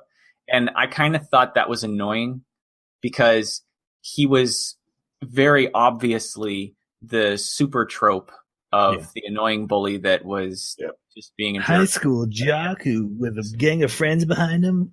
Yeah, that was a little bit annoying. I was like, you could have come up with something on par with some of your previous episodes. I'm gonna step on this butterfly because that's me. Right. Yeah. Yeah. The big issue of this episode that they deal with is once again pointing out that Chise is there to spy on these girls and decide if they have a chance to succeed, so that the Japanese nation can decide who they want to ally with. And that comes up a couple times in the episode, even though her final answer is that she wants them to succeed. She's giving into the power of friendship, and that was a little disappointing. Then in the next episode, this was my favorite one for sure. First we learn about the farm where Anji and Dorothy trained, and we learn about a fellow student who was always second, but was like the perfect student, who was named Eleanor, Agent E. Oh crap! They even made it stay in alphabetical order, and they give you the very next one. Oh, that's so cheesy. And Dorothy and Anji are given a mission to make contact with her on a mission that she's on, so they can get some documents from where she's staying. And it's Christmas, and they go to her and they sneak around. She makes fun of Beatrice, but Beatrice proves her worth by knocking dogs out with her voice. Yeah. Well, she didn't knock them out. They all just subdues them with a dog whistle. Couldn't they have just used a dog whistle? Also, that would have worked. It was a special tone from only her voice box. I don't know if they make dog whistles. I don't know if they make. Yeah, I guess they make Cavorite balls. Yeah, all right. I mean, if you want to go full Batman, they should have that in their belt. Yeah, they're spies. Full Batman. But that's not what this episode's about, because they succeed very easily, and then they go out drinking to celebrate. Eleanor keeps talking about how there was someone she looked up to, and it's very heavily implied that it's Anji, because she was always ahead of her, always better. And she actually excuses herself to go into a room and like pulls out this injection stuff. Poison, I'm assuming? No. Drug. Most likely medication for something. So my theory on this whole episode is the only reason she's a double agent is she probably got caught somehow and was poisoned by a long-lasting substance that the injection was her temporary antidotes. Right. Because she does inject herself at the end. You're right about that. Because if she's that much of a super spy, like Angie, that means that she's probably extremely loyal. And the only way you could probably strong-arm her is if you had been like, hey, you keep doing double agent stuff for us, we'll keep supplying the antidote. I wonder, though. I mean, it was never really explained, and that's my theory. I thought it was a drug. I thought it was the old get them addicted and then be the only source to provide it. That could be it, too. It could work, too. But either way, yeah. It's just straight up heroin. Yeah, pink heroin. Either way, it's the same situation. Yeah. Anji and Beatrice leave the bar while Dorothy and her keep drinking, and they actually go to her place and start looking for, because they find, Anji explains the real purpose of this mission is to see if she's actually a double agent. They check out her apartment and they leave. When she comes to the apartment after saying goodbye to Dorothy, she pulls back her rug and there was a trap to see if anyone stepped on the rug, it would leave prints on the floor underneath. And she's like, oh, they came in here. So she grabs her briefcase and she runs out. And Anji's out there waiting. And she's like, yeah, I triggered the trap on purpose. I wanted to see what she did if she thought we were looking at her. And the fact that she's running proves what we need to know. So they go after her and they come up with this plan to surround her. And Anji comes at her early. And they kind of have this small gunfight with a cool briefcase. See? Spy toys. Yeah. And she's able to use it to get away. And she hops onto a train. The girls go after Angie, before that, Angie, Dorothy scolds Angie, like, why did you engage her early? And Angie kept saying, she said it quite a few times during this episode, I was increasing our chances of success. Mm-hmm. So they chase after her train, and Dorothy gets on it while Angie gets on the roof and has a shot at her. And Beatrice is like, why did they tell me to start driving? Oh my gosh, that scene is amazing. In the snow, she's never driven before, and the car full on crashes. Like, if she hadn't crashed, I'd be like, that's a little silly. But then she crashed, like, no, that checks out. Yeah, she's never driven before. Like, the look on her face is so great. Yep. She's like, oh my God. Yep. When Dorothy confronts her, she's like, yeah, basically she is a double agent, and she says the person I looked up to was you, because you didn't care about being perfect. You were just a good person, and you had helped me have fun. That one time we had fun. Which makes it sound like that's the only time she's ever had fun in her entire life. Well, if you're a spy we're talking like a Black Widow school program here. Yep. And to save Dorothy, having to shoot her, she shoots herself in the head. And they didn't hold back on it either. No, they showed it. Yeah. Uh-huh. And then Dorothy's like, Anji, did you know that she was going to do this? Is that why you did, made things happen the way you did? She's like, I was just increasing the chances of success of the mission. But again, it was to keep Dorothy from having to shoot someone she obviously cared about. This was a hard time for Dorothy. Dorothy has the darkest parts of this thing. And Dorothy needs her own spin-off, guys. Yeah.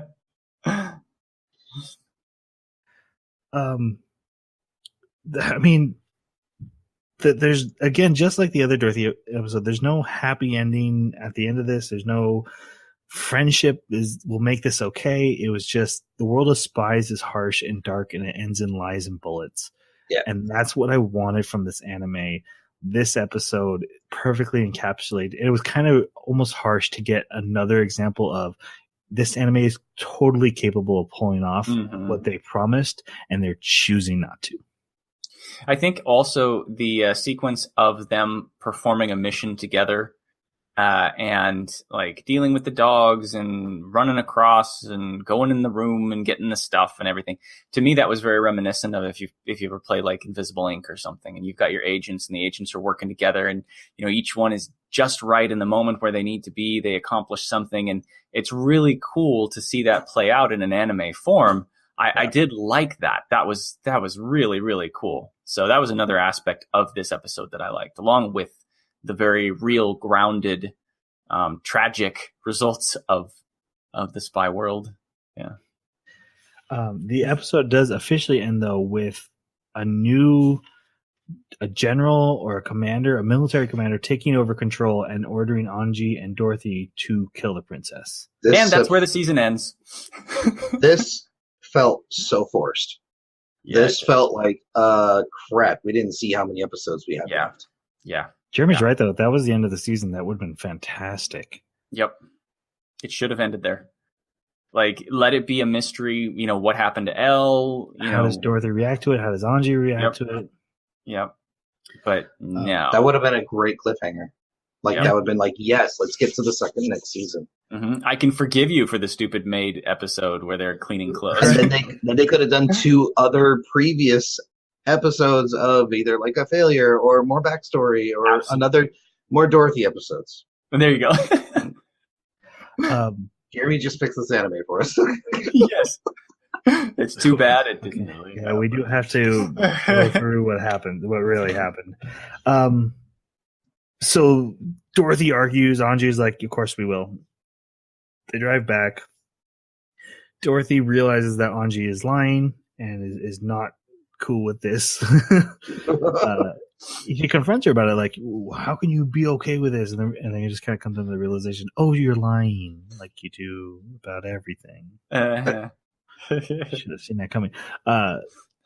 She even says, I need to stay with the car and do maintenance. So Anji can get to the princess. But when she gets there, we meet our new villain, the character Zelda. Jeremy hates this character. I hate this. Tell you why. This is the most boring. Oh, God. Sorry, go ahead.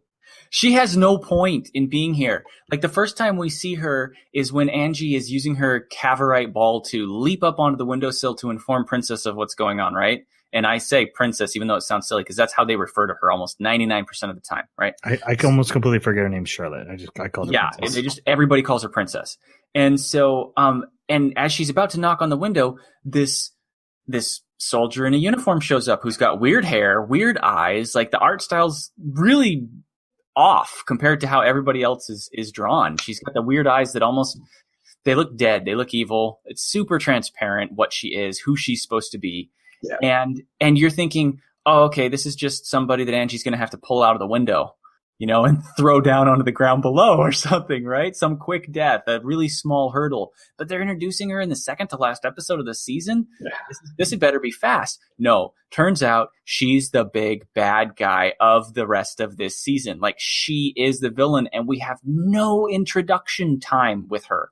There's no motive. There's no history. There's no reason to care about this character at all. And yet she stands up there as this shining beacon of evil for them to confront. It's so frustrating. Not just that, but then at the end, we don't get some big twist or big reveal. It's just all of a sudden, whoop, time to go. The only big twist? Yeah. The only big twist is, oh yeah, all this time I had a Cavorite ball too. Bye. Well, no, because she makes it seem like she comes from Control and she's part of the military, but then also you find out, oh, she's got a slightly different version of the plan that she wants to go down than what is being planned because she's big evil. But yeah, then she's just like, oop, things go bad, time to go. Yeah. And it's like, what? Who wrote these? Yep. Oh, it was painful. I hate that character. And I'm not even a big fan of this anime, and I hate that character. I don't have anything to say in her defense. I guess she didn't bug me. I saw her for what she was, which is we need something to challenge them, and we can't bring the Duke and his chick in because they're on the other side of the team, so we better make something real quick. We need a anti-Angie. And that's all she is. I was really hoping there was going to be some showdown between one of them and Gazelle, because that would have been the showdown that this anime deserved. Yeah, I was thinking the same thing. Gazelle deserved to be the mini villain for the season. She deserved it. She's on the wrong team. It was just interesting. It's also really silly to make Control the bad guy for 2 episodes. Right. Completely out of place. With the explanation of, the government is losing control of control, so military is taking control of control. Yeah. To me, it was also really frustrating that the general that took over, it was basically the same character was being used for both him and Zelda.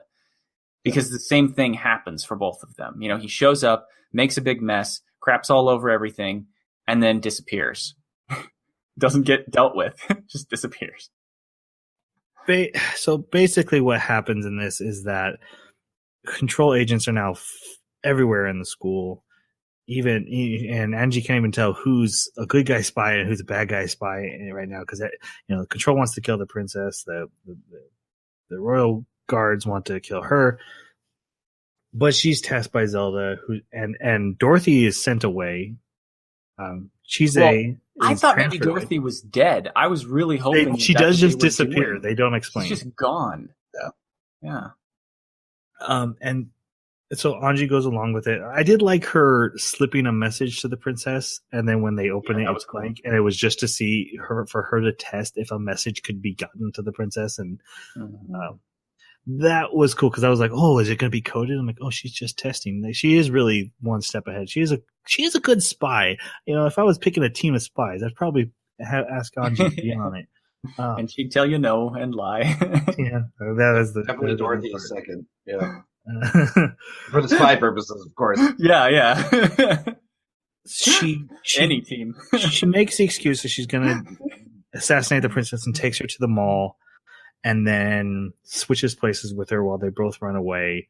And so Princess looks like Anji, which is what she should actually look like, and Anji looks like Princess, which is who she. It gets really confusing if you really start thinking about it. I really liked the little prep work montage they did. That was cool. That was the first time we ever got a glimpse of like pre-setup for Anji or any of the spies. Okay, so what I wanted it to be though was like Anji being like, okay, I have to go kill those 3 in line. I gotta make her queen right now. And so now I'm going for this ultimate mission and preparing for that. Instead, she's just preparing to get away at the mall. Yeah. Right. Which like the gas bombs went off for like 5 seconds and weren't even that, like all that prep work was for. In storytelling wise, I didn't feel like we needed to see that prep work. She could have just had those smoke bombs come out and we would have been like, oh yeah, that makes sense. Anji would do that. I would have called it Deus Ex, but yeah. Yeah, but for a small moment like that, if it had been for a big moment, like taking on the queen herself.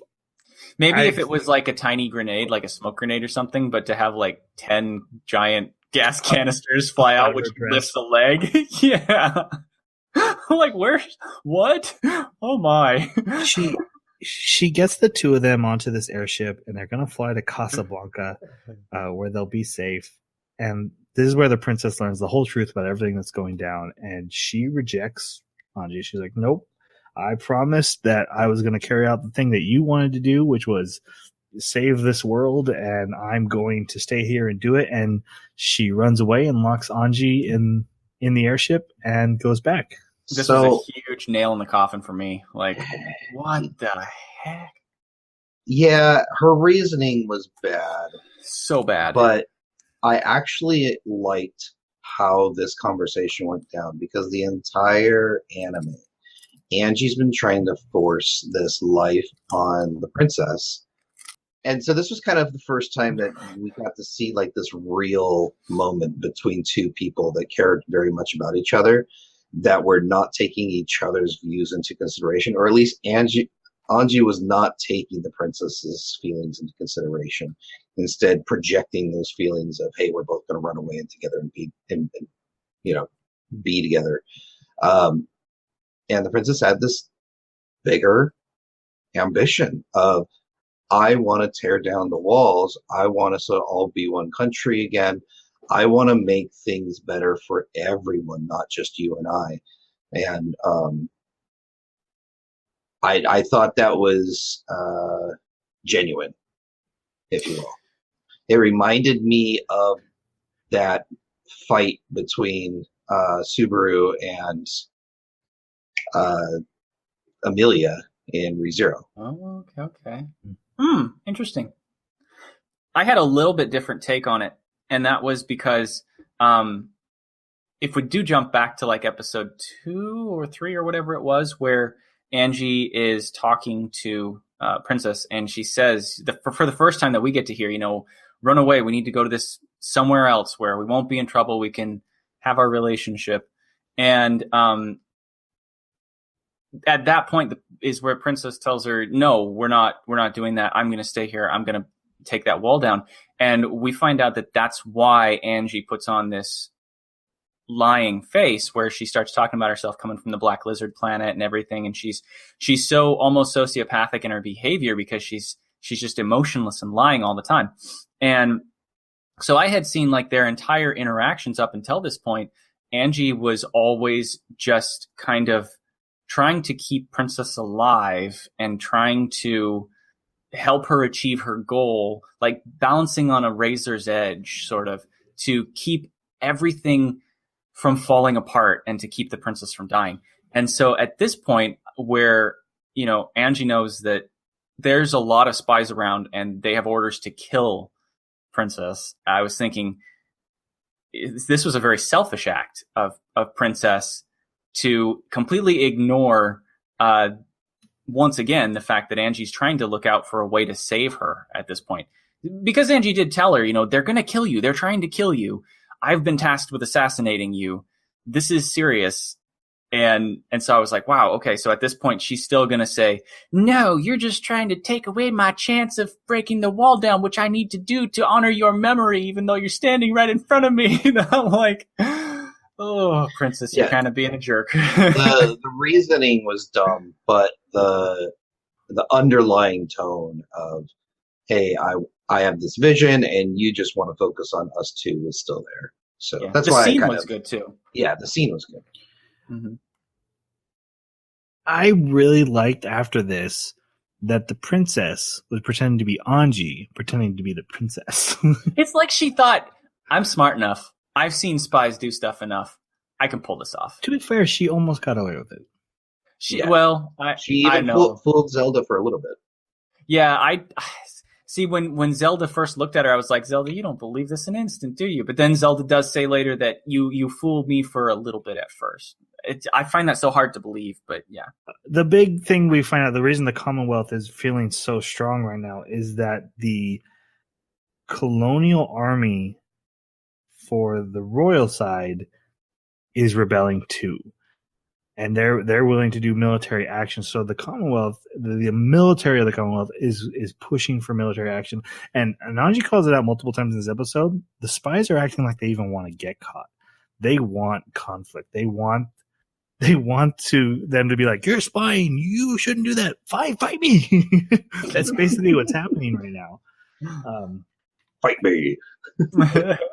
And so once Zelda does realize that who the princess really is, the plan becomes assassinate the queen and frame this princess for it so that the entire country will go into disarray, and then this army can just sweep in and take everything out.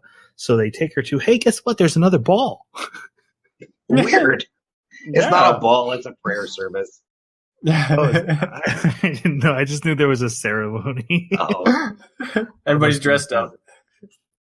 Yeah, it's so they take her to this area and they lock her up in this tower, and the princess is like making friends with these soldiers and being nice to them, offering them her scones because they're obviously hungry. And I really like where she's like, you know what? I need to take my part in this assassination. Maybe I should hold the key. Which is just a ploy to get the guy who's holding the key to put his hand on it. And then I did show her where it is. Right. Yeah, I did get the sense of just how desperate she was. They pulled that off really well. Yeah, she was she's so desperate. The gears are turning. She's trying to think of anything she can, and she has no options. Yeah. Like, there's nothing. So she's just doing whatever she can. And I'm really happy. So she gets a hold of the key and she smashes the window and goes to throw it and gets caught at the last second. I thought they were going to have her jump out the window, movie style. I was like, no way you can just go from a standing position and just jump out a window. Yeah. They had her just break a small frame and try to get that key out. And I like her plan was good. And like you said, it was just desperation. Even if she did that, she knew she would be screwed. But like, if she could just stop this from happening. And she even goes into begging this I wrote that Major, like there's no vowels in his name or something. It's like so I can't even say it. He did not. He has like 4 consonants in a row and like a vowel. You heard it here. Major Yibaga. Yigaboo. I wrote YGGGG because I just gave up at one point. I love it. Meanwhile, Anji back on the plane is going through the princess's purse like you do and finds her old hat and is like, oh, she did care about me this whole time. It was all a lie. She learned to lie from me. How sweet. Sets a fire to a airship. So deadly. Like, what if no one ever came? Right? What if it hits the hydrogen tanks? It's the Hindenburg. The humanity. So she manages to get out, and when she gets to the parachutes, one of them has the princess's writing on it, What did it say? Like I couldn't tell. Read it. it says something. I think it says something about the "Come My Dove," but they had named themselves the White Dove, so it was like symbolic of their team. I don't know, but she sees it like, oh, the princess wanted me to escape. That Baka.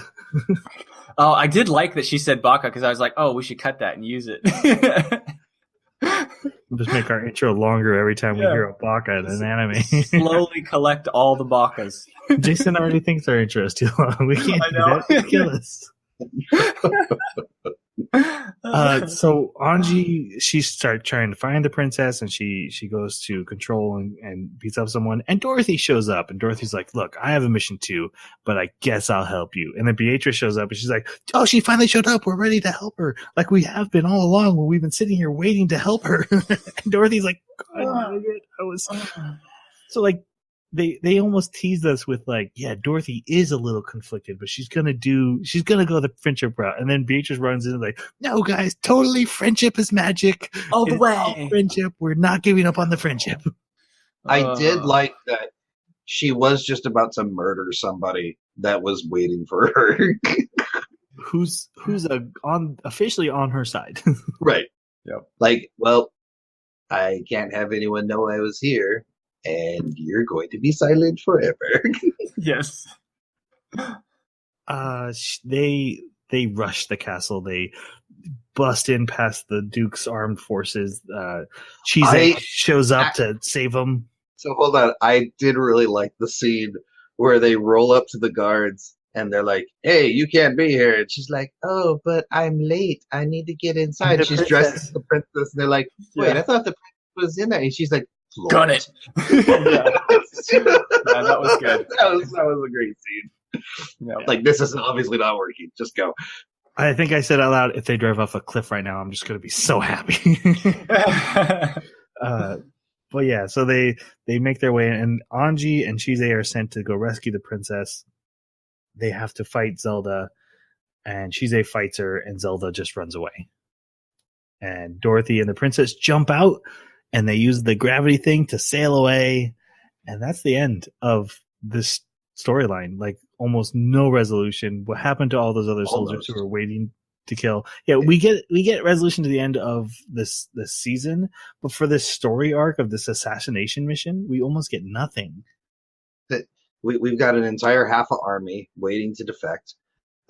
We've got two people that are we don't know if they're going to run, if they're going to come back, if they're going to try and resolve anything. Control apparently knows where they're at, but yeah. So the ending is the old head of Control comes back and takes. Who back is Zelda? Where did she come from? Why was she doing the evil things she was? She's obviously military.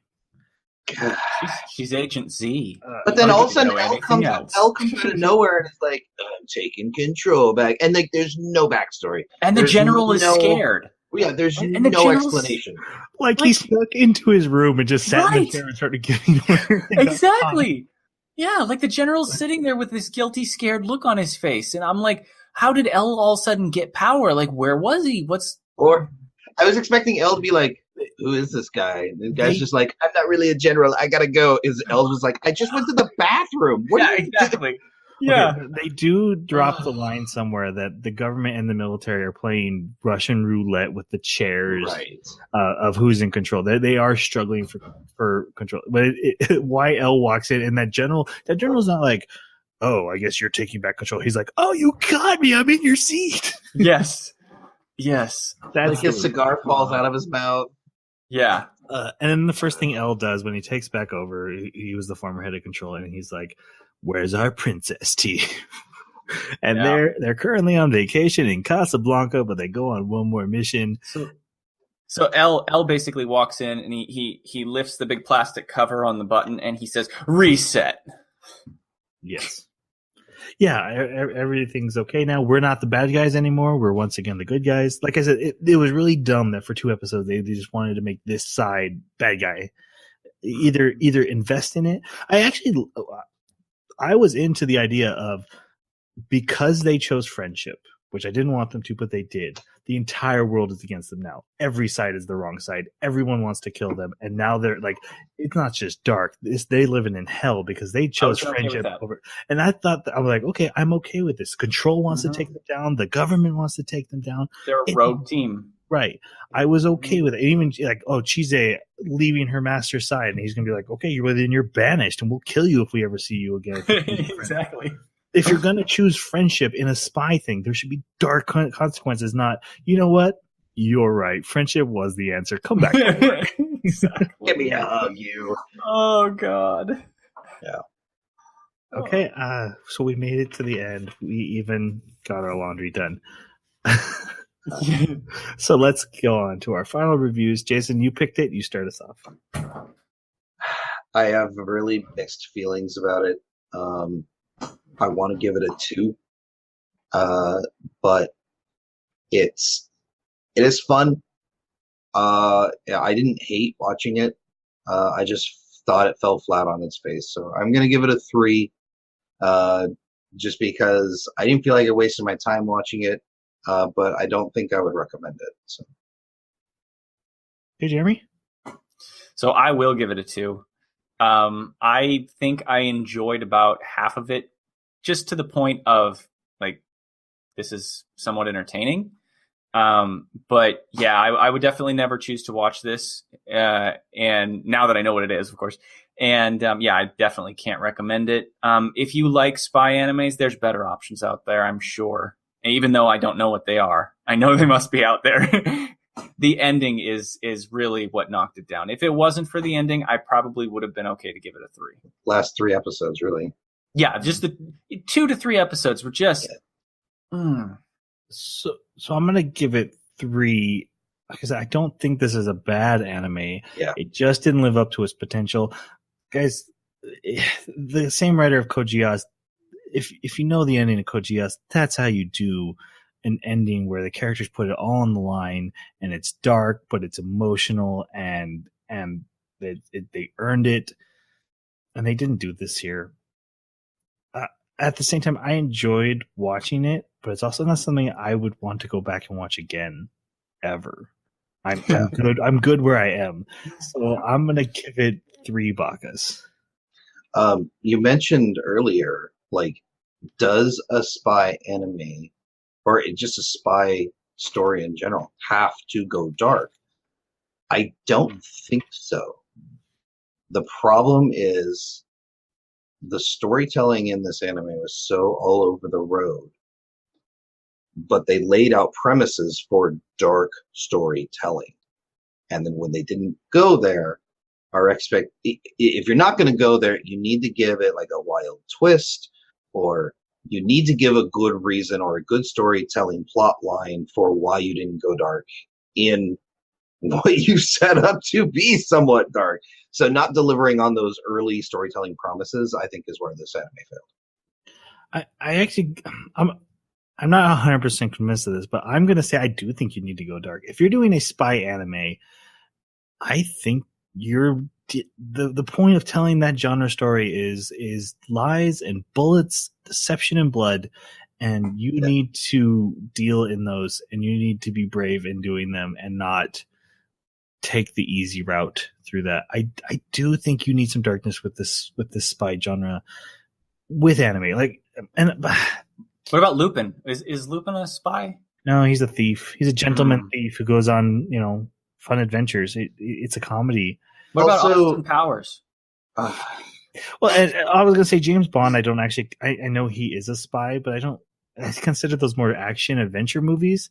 This was a story that was about the lies and the darkness of this world, and they did that in a couple episodes. That was the other thing. If they never even showed that in the first episode, in the Dorothy episodes, then maybe I would never expect that. But this anime does touch on those. It shows like, hey, this world is dark and sucks. And, all you're dealing with is you can't even trust your partner. You can't trust your best friend. And all that's waiting for you at the end is a bullet. That's what I want out of my spy stories. And the other thing that bugged me is because of their age, and yes, I know some of them went to spy school, but they're just coming out of high school, and here's Chisei cutting, not just shooting people, but cutting down multiple people and murdering them, and it seems to have zero psychological effect on her. Yeah, I don't know. She killed her dad. that's pretty hefty. And she had a moment of crying, and then and then she went back to normal. What I'm saying is, these are young adults thrust into a really awful situation, and I think the only one that showed any sort of depth of mental anguish was Dorothy.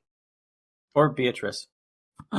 Well, but Beatrice didn't murder anybody. But they should touch on that. Like, hey, you've been trained. Even Avengers 2 touched on the fact that Black Widow went to this horrible school and to become this way, and it has a lasting effect on her.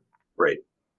If Avengers 2, which is not that deep, can do it, you can do it, anime.